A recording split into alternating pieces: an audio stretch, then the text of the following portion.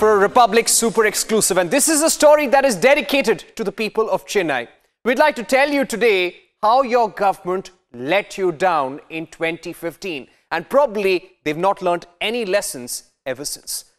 Almost 400 people died in the Chennai floods in 2015, and today we have the CAG report, the CAG report, which the state government does not want to talk about. And this state government shows and proves, ladies and gentlemen, our friends, our audience sitting in Chennai, that this indeed was a man-made disaster. Let's get to the key findings. This is a story that is being broken by Gurpreet Cheena, Akshita, Pooja Prasanna. Joining us live on this story, we've got Sanjeevi as well. Sanjeev will get us a perspective from the ground because things not looking good in Chennai at all. Many places waterlogged, stormwater drains still not functioning. This CAG report says that the government failed to remove encroachers, leading to overflow of the Adya river, provided tacit support for encroachers by giving them SOPs, failed to put in place institutional mechanisms to face disaster situations, and all of this happened right under the state government's nose. The chief minister was supposed to know all of this. She turned a blind eye. The disaster apex body under the chief minister never really met. And now we're getting you a copy of this CAG report. Gurpreet Cheena, we go to you now. Gurpreet, tell us about the key findings, because this report clearly shows that flood management and the lives of people don't really matter to the state government.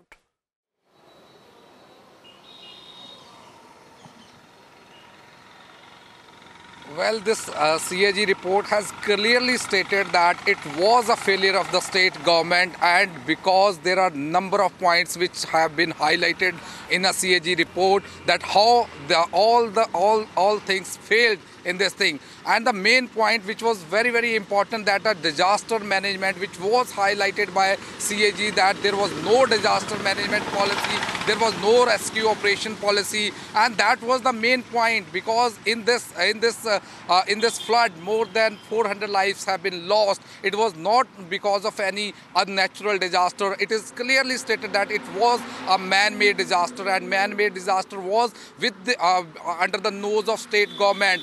13 points which CAG has highlighted: illegal encroachment, river beds are encroached by land mafia, and conversion of agriculture land was also given without following the norms. So these all points are responsible for the disaster, for this floods. And now the state government did not make this report public because they don't want to go for criticism. And if we can understand this report says that they did not bother about the lives. It was not only lives, even the damage of property. There was a lot of damage. And if we can go through the 140 pages of CAG report, it was clearly stated that they did not bother, they did not think of anything. Absolutely, Gurpreet. And they did not learn any lesson. And in the conclusion, they have clearly indicated that Gurpreet, that's absolutely right. No lessons have been learned. We're going across to Akshita now. Akshita, you've got a copy of this CAG report.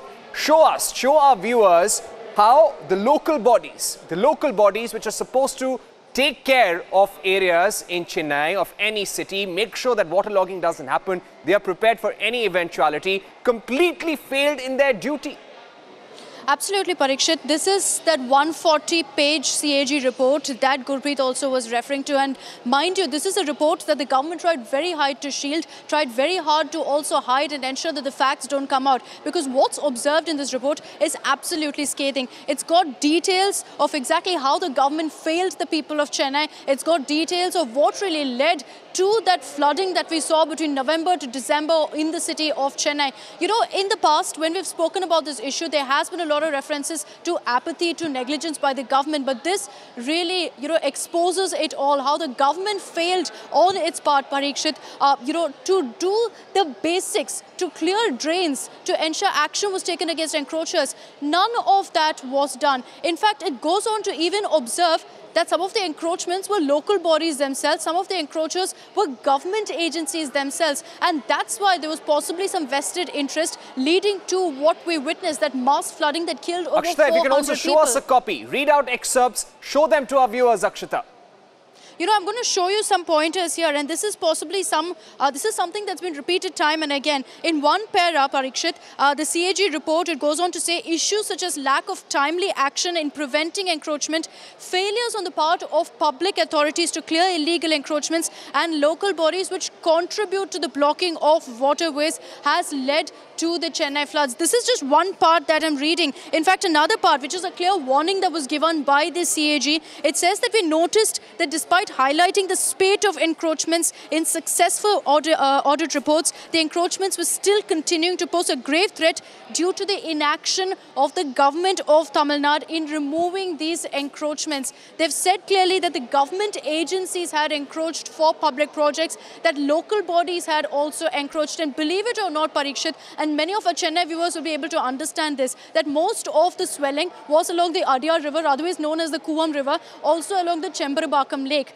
Now, this CAG report points out that 36% of that Adyar River along the banks was completely encroached upon by residential buildings, by clubs, by public, offices and whatnot. No action was taken along that front. And believe it or not, even the apex body of the State Disaster Management, which is headed by Jayalalitha, didn't meet even once ahead of the rains. The desilting of drains, the clearing up of encroachments, all of that started after the monsoon began, during the heavy rains. And there were warning signs as well, Akshata. Pooja joining us. Pooja, this report also says lack of timely action in preventing encroachment on part of public authorities. Therefore, alarm bells were sounded out, but there was somebody sitting in the government who was sleeping, Pooja. We can understand why they wanted to hide this report, as Akshata rightly mentioned. If we just go through some of the pointers, it isn't the fact that they just did not prevent encroachments from taking place, but, several government agencies, including the local bodies, have actively encroached river banks, and also they have, for developmental activities, taken over water bodies. What else do you expect but floods of that nature? And time and again, we've seen insulting remarks by Tamil Nadu ministers saying that these are unprecedented rains and there is very little we can do. Today, the citizens of Chennai who suffered time and again in floods 2015, 2016, and right now we're looking at something of that sort. In over 24 hours, we've seen rains and we've seen flooding in several parts of Chennai. Unfortunately, the next 3 to 4 days, we're looking at heavy forecast of monsoon, and we can only imagine how worse the situation will get. And to make matters worse, Parikshit, I just want to read out one small paragraph, and this is the concluding paragraph, and this summarizes the entire report. It says all factors put together indicate that it was a man-made disaster unless the government of Tamil Nadu takes full charge of mitigating and contributing factors leading to December 2015. Another disaster cannot be ruled out. Very, very clear, and this should have sent off alarm bells, but people clearly are more interested in hiding up their failures, because this particular CAG report says that the government failed at every possible step, from the highest body, from the Chief Minister's office, all the way to the municipal body level. Everybody has failed.